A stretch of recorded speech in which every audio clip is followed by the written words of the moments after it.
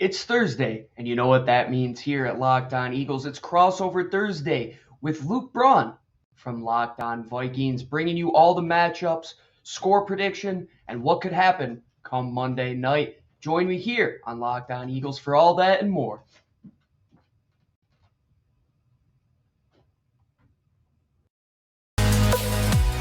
You are Locked On Eagles, your daily Philadelphia Eagles podcast. Part of the Locked On Podcast Network, your team every day.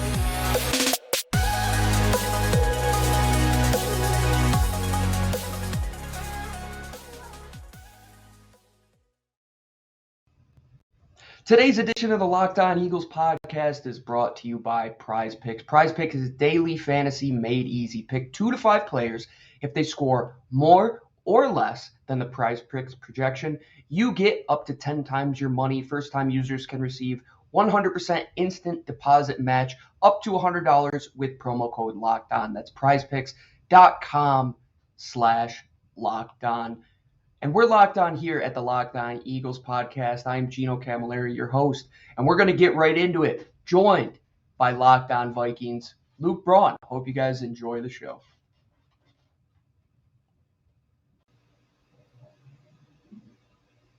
It is week 2 in the National Football League, and you know what that means. It is week 2 of Crossover Thursday here at the Locked On Podcast Network. And this week, I am joined by host of the Locked On Vikings podcast, Luke Braun. I am Gino Cammilleri, host of the Locked On Eagles podcast. Luke, we're both 1-0. We're going into yet another Eagles-Vikings matchup where I'm not as high on this team going into this matchup as I was in the past going into Minnesota, but I think this is one that has so many storylines that you could get caught up in the off-the-field stuff when the product on Sunday is going to be rather fun to watch. Well, can we get it out of the way then, right away? Yeah. You want the Jalen Reagor update? Yeah, let's talk about it. We've begun to sexualize him. He's an objectified piece of meat. And I don't know, so it's you guys didn't like him, right? The first round bust thing, you guys were, it seems like you were happy to see the back of him. And so were we, but in a way different way.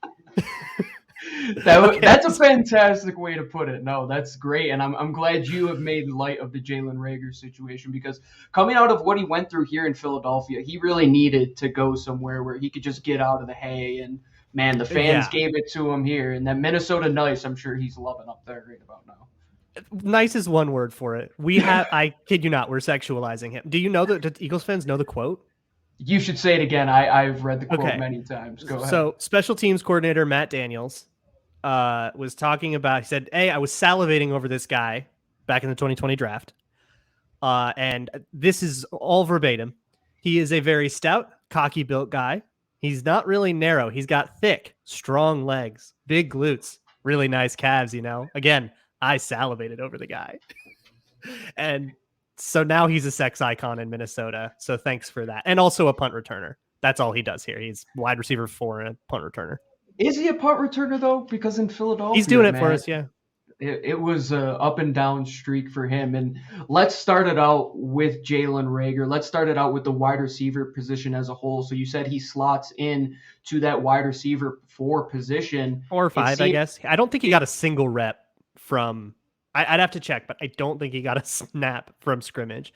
He was just a returner, and all of them should have been fair caught. He returned one and actually did a good job, but he totally should have fair caught it. So that's all it is. Sounds like Jalen Reagor. Yeah, absolutely is. And the return that they got for him, it seems to be that way as well. But the guys ahead of him, it's good when you have a 1, 2, and 3 as good as Adam Thielen, Justin Jefferson, and my personal favorite, horns up to the former UB Buffalo and Miami Hurricane, KJ Osborne. Oh, come on. KJ Osborne, you get it then. He's good.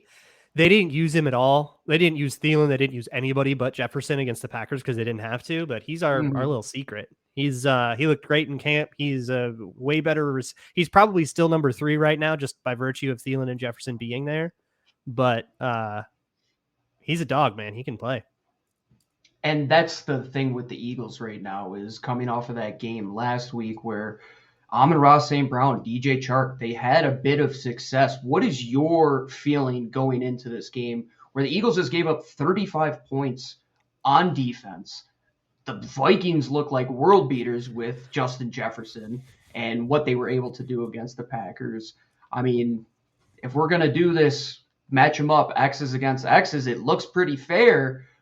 But I just think and say, man, this is a much better team than Detroit. I don't know how you can hold this team to anything less than that right now. What happened against the Lions? Because I thought the Eagles defense was supposed to be like super, like Jordan Davis and Darius Slay, and you had like the Eagles defense was supposed to be super dope, right? Jordan Davis, when he was on the field, on the ground, Detroit was only getting a little over 2.5 yards per carry. When he was off of the field, he was up near 7.5 yards per pop. So that was the thing. They didn't utilize their personnel correctly. They would leave the 4 down front out there, which got eaten alive all day against the run and against the pass, because against the run, they were just leaving 2-3 techs, regardless if they were running under and over. And they were just trapping these guys to death. They were just getting in their face, pushing them out of the play. Fletcher Cox is good, don't get me wrong, but he's not the same guy he was. He doesn't have that endurance to take on double teams all day long. Javon Hargrave, he is not playing at the caliber we saw him last year, and they didn't have the guy that they drafted to beat inside trap blocks, to open up the A and B gap for other players to get in there. They only gave him north of 20 snaps. So if they don't go into this week, he tired? I don't know. I think it's Jonathan Gannon. I think it's really the defensive coordinator, and he has all of these pieces. You can't say what they added wasn't good enough to go out there and put together a better product against the Lions team that is better. But what they did to you in the second half in situational football, where you couldn't get off of the field against the team that is probably going to be one of the easier matchups you play. Now you're going into a game where you have 2 elite route running wide receivers and multiple running backs that can carry the ball on inside zone and spread you out on outside zone as well. So we're going to see if they can't hit their gap, if they can't tackle. This Minnesota team has showed with this exact personnel over the last couple of years against the Eagles that they can eat them up. And that's the thing that really frightens me. It's wild. You're like talking me into this. I have no idea what to make of this matchup going into this conversation, but you're kind of talking. I might pick the Vikings. Damn. Every time I have no idea. I was going to go with Vegas. Positive, it goes reverse. Okay. So you're doing the reverse jinx. All right. I'm going to join you then. So we'll both pick against our teams. That's so it's interesting because the Vikings, the run game was like fine, but obviously the whole game was defined by just Justin Jefferson going off, and the whole offensive game plan was revolved around getting favorable matchups for Justin Jefferson. The Packers really wanted Jair on him, but the Vikings kind of denied that. They motioned him away or moved him across the field so that Jair had to pass him off. And that is kind of the defining thing of this game. So I guess my question is, do you think the Eagles are going to sell out on Justin Jefferson? Because that's going to be what they have to do. And if they do, then we start talking about okay, are they going into a nickel package with Jordan Davis off the field? And now, we're going to run for 8 a pop. And I don't know, because the Vikings did not have to go more than 2 pages into their playbook against the Packers. It was wild. I can't you'd think they'd make you work harder than that, but they really ran their staple concepts in sort of a vanilla way, and it just kept working, and they just kept going to it. And then before you knew it, you look up and you're up 16 points in the third quarter, and then the game sort of warps from there. So that's the way it seemed like the Vikings approached Green Bay. Will they approach Philadelphia that way? I have no idea. And it's why I'm really struggling. I don't really know what to make of this game. Because I honestly don't know how the Vikings are going to approach it. Was that just a Green Bay thing, or do they want to live like that? Do they want to live in this world where everything is meant to go to Justin Jefferson, more dedicated in a sense than the Rams were to Cooper Kupp, which is what we talked about all offseason, the Cooper Kupp role and all that. That's what I don't know. So I guess we have to look at we're going to talk about key matchups in a little bit here. But there isn't a Justin Jefferson versus Darius Slay matchup. If the Vikings have anything to say about it, that won't happen. It'll be Justin Jefferson versus Marcus Epps, which, by the way, I want to ask you about him too, because it's a little sore. We let him go and it seems like he's playing well. I will say before we get into our key matchups, because what you said about Justin Jefferson, I think will lead perfectly into our discussion, because that's essentially what this game plan will boil down to. But man, Marcus Epps, let me tell you something. You talk about the reverse of Jalen Reagor, somebody who came in here and the first waiver claim, gets put into a position in a playoff game against Seattle late in that game where he's matched up one-on-one against DK Metcalf. Not fair. Nobody should be asked to do that, especially an undrafted rookie, somebody that they get off of waiver claims. And then all of a sudden, he just is a guy that we say, like TJ Edwards at the linebacker position, you can't kick him off the roster. He just does too many things good enough to stay around, but not anything great. I love that but now player. He's kind of evolved into doing some things pretty well. Last week, he had an exceptional play early on a screen to the slot receiver where he was responsible for. He's about 12 yards off in that overhang position. He's coming down, reads the screen pass right away. Penei Sewell is trying to reach block. I saw that clip. Blows by Penei Sewell, puts his shoulder down, perfect form tackle, blows up the play. If he doesn't make that tackle, that runner has a key blocker in front of him in Penei Sewell, and he's taken off for 15 to 20 yards. And not only that, he made a play against the pass last week where he is on the opposite side of the field as the right safety, reads the deep crosser on his third, takes him all the way across the field to cap the route that Chauncey Gardner-Johnson had over the top. He comes underneath. They cone this thing perfectly, and you're just saying his intelligence shows up, and there's a reason why they couldn't kick him off.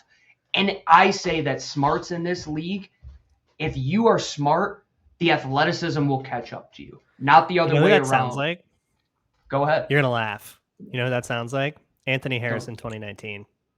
A very, very similar story. Very similar. Yeah. And I think the scheme and the people in charge of who were calling plays for him, I mean, man, Mike Zimmer is really what we are doing in our defense. So it makes all the sense in the world. Because he was started on the Zimmer staff, right? Jonathan Gannon. Yes, sir. All right, so we got to talk about Turo, and then we're going to talk about matchups. Today's edition of the Locked On Eagles podcast is brought to you by our friends over at Turo. Turo is the world's largest car sharing marketplace. With Turo, you can book any car you want, wherever you want, with a community of local hosts. If you don't like using Enterprise or any of the other big names, Turo is the app for you. Browse a huge selection of vehicles for just about any occasion or any budget. Book an SUV or minivan for a family road trip, a pickup truck for some errands, or even a test drive in an EV. Every trip is backed by liability insurance. Terms and conditions and exclusions apply. Ditch boring rental cars and find your drive at Turo.com. All right, everybody, welcome on back to Crossover Thursday, the second week here in the National Football League. Thank you for tuning in here to the Locked On Podcast Network over at Locked On NFL. Gino Cammilleri from Locked On Eagles, Luke Braun from Locked On Vikings, and we are bringing you key matchups for this Week 2 Monday night edition. We got to wait an extra day, Luke. I know that early on in the season, we always just – it's always bitter to me because everybody's having fun on Sunday. It's not Week 1. Week 2 is a close second, but there's also another game, so you don't really get the national spotlight. Buffalo is going to be taking on Tennessee that night. We're kind of just in the background. We're our filler little NFC game that we have this bitter rivalry between our fan bases. Over the bitter rivalry. We're like the YouTuber fight before the real fight on like UFC night. Yes, great way to say it. And both just as toxic. Absolutely. With toxic fan bases, right? One way more toxic than the other. So let's talk about matchups. Gotta get it in there. I had to. I'm sorry. So let's talk about Matt. So here's the matchup that everybody in Minnesota is talking about. Jordan Davis on Garrett Bradberry. Garrett Bradberry will go with 300 pounds. That's what they listed him on the website. So sure. And Jordan Davis is a beast. And so there are tons of clips from the last couple of years, especially of Garrett Bradberry just getting like walked back into the quarterback's lap. And that feels like the kind of thing Jordan Davis could do here. But not if he's on the bench. What did they do? Is he tired? Like, I can't believe this. I've done a couple of Eagles shows and everybody's been like, yeah, the whole thing is Jordan Davis, that run game split. So is he going to play? Are you going to exploit this? Because this feels like the time to do it. If he's not on the field, I'll say that Garrett Bradberry should have a little bit of an easier time. But Fletcher Cox, what he did last week to poor Logan Stenberg. Yeah, sure. And we got a rookie at right guard, too, that got kind of exposed by Kenny Clark. So maybe they just do that. There's two things that are sure to happen in life. The sun will come up, and Fletcher Cox will expose a young offensive lineman. He might not show up against the Zach Martins of the world at his age anymore, but, man, he just knows to come at you with his technicality. His power is just too much to anchor against. And you talk about Bradberry. If I'm a defensive coordinator, I go at the interior of Minnesota's offensive line all day long. I overpower all the gaps. I bring down even Hassan Riddick, put him in the A or B gap, blitz him from depth at times. Now you have Kaiser White. Now you have TJ Edwards who can fill gaps. You have to take care of the run game because Minnesota, the last couple years where they have really exposed Philadelphia is when they could open that play action game up. When they made you just so fearful of Dalvin Cook, Kirk Cousins is able to take advantage of the rest of the field. And he's done it the last 3-4 years against the Eagles. They did like 30% play action in week 1. So like, I'm sure that's going to be a lot of it, but it's interesting because I don't know if I would like mug the A gaps against these Vikings. Like I would probably do like I want to get a big on there and you want to get Bradberry one-on-one. Like that's what or get Ed Ingram one-on-one, the rookie right guard, who looked like he had a good camp. He's just kind of baptism by fire, young guy. But he like, you want to get those guys one-on-one. And I don't know if you don't want him to get one-on-one with a Sam linebacker. Like you want him to get one-on-one with, Fletcher Cox. And so just overload a side or something like that. But I also want to flip to the other side of the trenches because the Vikings have this unreal disruptive front. They just lived in the backfield. Dalvin Tomlinson was on one. Za'Darius Smith had revenge game, petty energy. Danielle Hunter, and Harrison Phillips was really disruptive, especially in the front and just like immovable. Like that front four, and then you get Jonathan Bullard, who's like a rotational guy if you want to go into base. But where's the weak spot on the offensive line for the Eagles? Like who's the guy, who's your Bradberry, your guy you fear? Because what we're probably doing right now in the meetings is Za'Darius Smith is watching Eagles tape and going, I want that guy, and is trying to set up one-on-ones for himself on that. Best of luck. I mean, this is, in my opinion, is it like top to bottom line. 5? I would say I trust all of them in one-on-one situations. If I had to pick a weak point, it would probably be at right guard with Isaac Seumalo, just because it's his first season ever playing at right guard. He's naturally been a left guard who has made that transfer over to right guard since Brandon Brooks has retired come last year. But the Eagles' offensive line last week was not sharp. They allowed a ton of pressure through, which to me was shocking because you would have to believe a Detroit Lions team was going to send the house at you. I mean, what's the way they're going to win that game? It's by stopping Jalen Hurts, right? Well, it kind of backfired on him at times. And Brian Baldinger put out a great tweet about this, saying you don't want your quarterback to rush 17 times a game, but if your offensive line is 17? 17 or was he times. Just saying, oh my God. No, he ran the ball 17 times. Yes. Yeah, it was bananas. He was that under pressure. Why would you do that? Okay. There was only one. I know, but he didn't get hit too often that late. I mean, there was finally a flag. But when you look at what Jalen has to do, and one thing we say over at our show, can he run out of necessity rather than just wanting to? Because that's what he did early on. He reverted back to... a lot of young quarterbacks do that. That's a real rookie. Yes, very rookie thing. But now, and what he had to do last week, there was where Jordan Mailata and Landon Dickerson, who are literally best friends in real life, just had a communication breakdown passing off a stunt, which for an Eagles offensive line, that's one thing that shouldn't happen.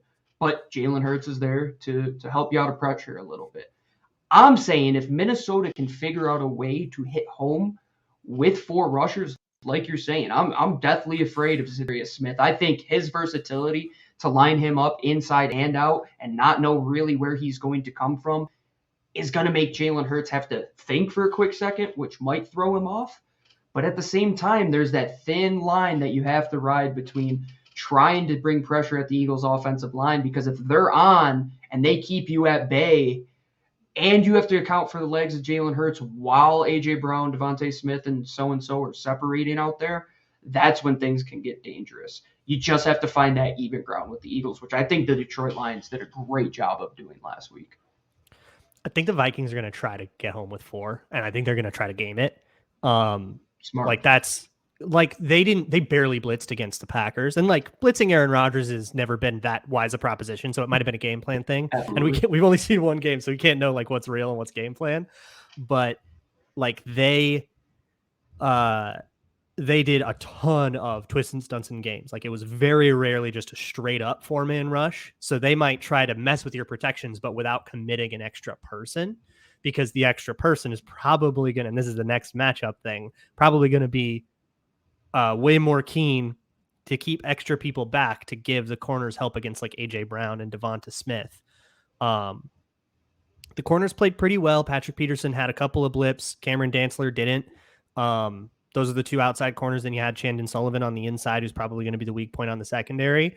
So I have a feeling that they are just going to keep all of their safeties and corners like way deep and just cap the heck out of everything and say, you guys have to live dink and dunk. And we're going to hope that we can get home eventually with 4 forcing you to kind of slow play it all. I don't know. Are the Eagles comfortable with that? Or are they going to be the kind of team that says, now we're going to try to go deep anyways, and we're going to start throwing these into Harrison Smith? If you look at what they did last week, they really only took 1 shot down the field. That long bomb to A.J. Brown, you hit him for 54 that one was like gorgeous, yards. Right?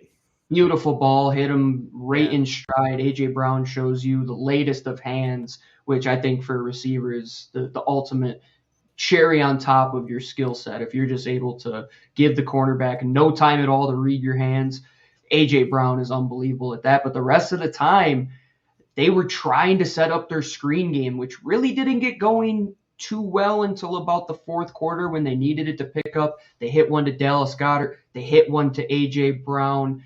They were living with Dallas Goedert going and sitting in a zone, just finding space. I'm sure they'll want to work DeVonta Smith into the offense this week in that exact manner, because he didn't have a single catch last week. But what he did, actually, it's crazy. Don't even. What is this game?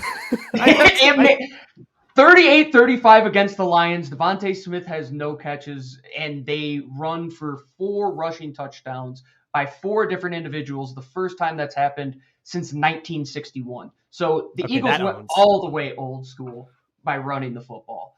And put up 38. Let's go. Yeah, and they put up Aiden who?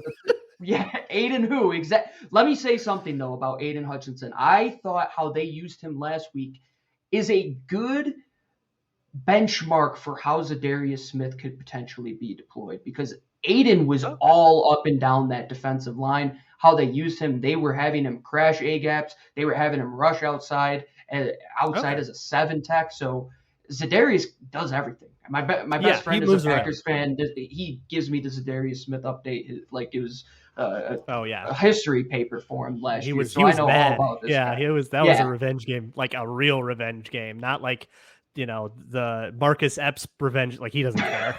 He's way beyond this. But Jalen Reagor, mad. 1 punt return for 7-yard revenge game that we're gonna get. Oh, Reagor's gonna take one. He's got to take one. He's not like he probably shouldn't, just because he's mad, right? Like you think he's gonna do it. He has to. Yeah, they're gonna boo the crap out of him, and I feel bad for him. But it's Philly. You get booed. Santa got booed in Philly. Like. Yeah, all those years ago. So let me ask you a question. Okay. How would you stop Justin Jefferson if you were this Eagles team? The easy, broad, vague answer is bracket. You just have to have a safety over top all the time. Chauncey Gardner-Johnson bracket combo is probably the best way to go about this matchup. Right. The thing is, if you're gonna commit, we have a bracket on Jefferson no matter where he is, and you can call defenses that like have that adaptability. You don't get to decide who that is because the Vikings are going to move him around. They're going to motion him across. He's going to have an over. You don't get to decide who does the bracket, and you have to just live with that. But you just have to say, okay, wherever he is, safety's going to be over top of him, and then play the game from there. I wouldn't try to force Darius Slay onto him because they're gonna bring him into like you can bring him in the backfield, and then what you got Darius Slay lining up in like a 5-0 technique. Like you're gonna get into awkward spots there. I think you have to bracket him because right now the way he is playing, I don't think you can just like put it like there are probably very few people in the league that can just like cover him. That's exactly what I would say as well. I mean, how are you going to go into that game and say what the Packers did last week is how to stop him? Because that was not the way to stop him. No, it was a catastrophe. Yeah. It was an absolute disaster. And you have to put ego aside, Jair Alexander, at times and say, oh, he's right. Jair's right. This one's on Joe Barry. Yeah, for sure. Yeah. Joe Barry has put himself into many impractical situations in his time there. So that makes a lot of sense. But Jonathan Gannon is somebody who is very similar in that own right, that they're going to do what they want to do. And does it start with Justin Jefferson, or how worried should I be about Delvin Cook right away? Because I know our fans never let the missing out on Delvin Cook pick live us down. We always talk about it. Lou loves him. He wanted to get his brother this year. I mean, he's one of the better runners in the league paired with Alex Madison. I mean, can they run for 150 to 200 yards? Do you believe that they could? Because the way that they allowed Jamal Williams and DeAndre Swift to move, I don't know who they're stopping. Yeah, I wouldn't have thought so, but I guess. When you put it like that, I suppose. Well, let's do some predictions. Let's talk about Bet Online real quick, and then let's do some predictions. Today's edition of a Locked On Eagles podcast is also brought to you by our friends over at betonline.net, the official sportsbook of the Locked On Podcast Network and the Locked On Eagles podcast. Tomorrow's Friday, and you know what that means here at Locked On Eagles. It's LOE3. There's only one place where we get our wagers, any player props, any in-game bets, live action that you want to bet on for football, soccer, NHL, MLB, any sport that is out there. You can bet at betonline.net. Go there today, grab your mobile device or your laptop. Just go to betonline.net, make an account, and live what it's like to have all of these bets at your disposal. It's truly unbelievable. You could spend all day, all night betting responsibly at betonline.net because it is the official. We're not doing that. All right, everybody. We talked about the matchups. We know who's coming to town. Our old friends, our old Minnesota Viking pals, the 38-7 best friends that we have. Luke Braun is joining us here. Took you long enough. Vikings. I'm Gino Cammilleri from Locked On Eagles. I had to. I didn't want to go low, but it's always one of those games. And to say that the two guys playing in that game were starting week 2 preseason games just a few weeks ago is absolutely insane to me. Case Keenum and Nick Foles, both now backups, and lived through one of the craziest playoffs of all time, I would say. If you go back and look at the Blake QBs Bortles there. was as far as those two guys. Absolutely. Yeah, and Tom Brady lost to one of them, which is absolutely bananas. But we got Jalen Hurts. We got Kirk Cousins. We have a whole bunch of, I would say, top-tier quality talent in this game, Luke. I have to respect what Minnesota has done with their new general manager. They're really turning things around in terms of getting talent in there.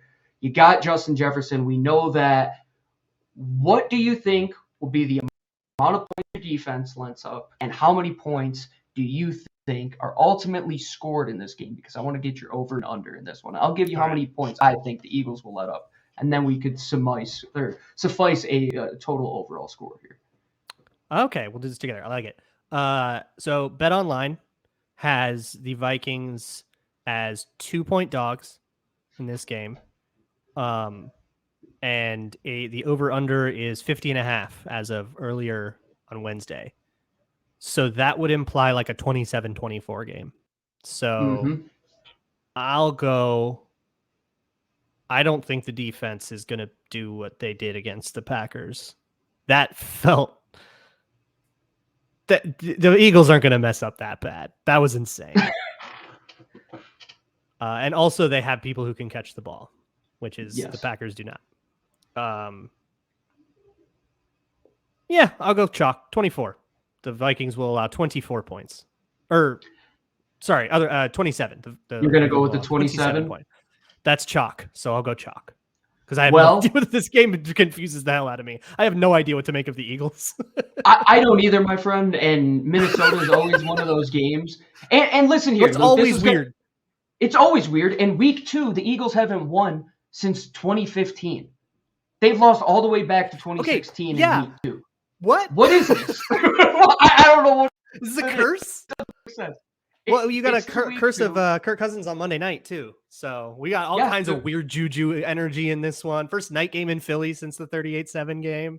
This one's going to get weird. I'm going to say the Eagles also allow 27 points.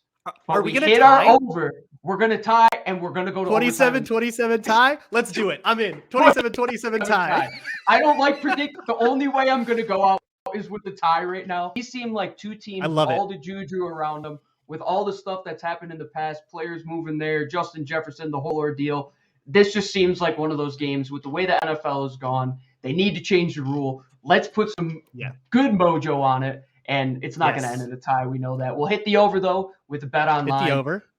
Absolutely. Luke, this is the first time I think I've ever talked to you in my 4 years here at Locked On Eagles doing a crossover show. So we did one in 2019 before the Zach Brown game. Oh, goodness me. We did. I forget about those 2 years. He got his lunch ate by Kirk Cousins and lost his job over it, which he did. Yikes, bud. I threw my hat at the wall in my dad's restaurant after that missed onside kick. I thought we had it. But, for the second time, I'm glad we got to chat again on these airwaves. I'm glad everybody makes the Locked On Podcast Network your first listen each and every day. Luke Braun, tell all of our fans over at Locked On Eagles where they can find your work, where to listen to you, maybe even where to watch you as well. Sure. So you can find Locked On Vikings wherever you find Locked On Eagles, including YouTube.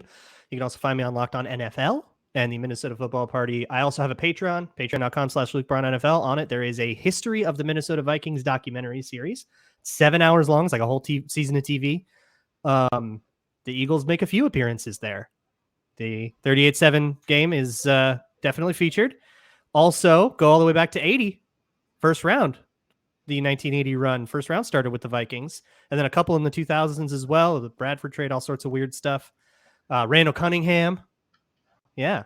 So there's a lot of weird little connections between the Vikings and the Eagles, but you can find all that stuff there too.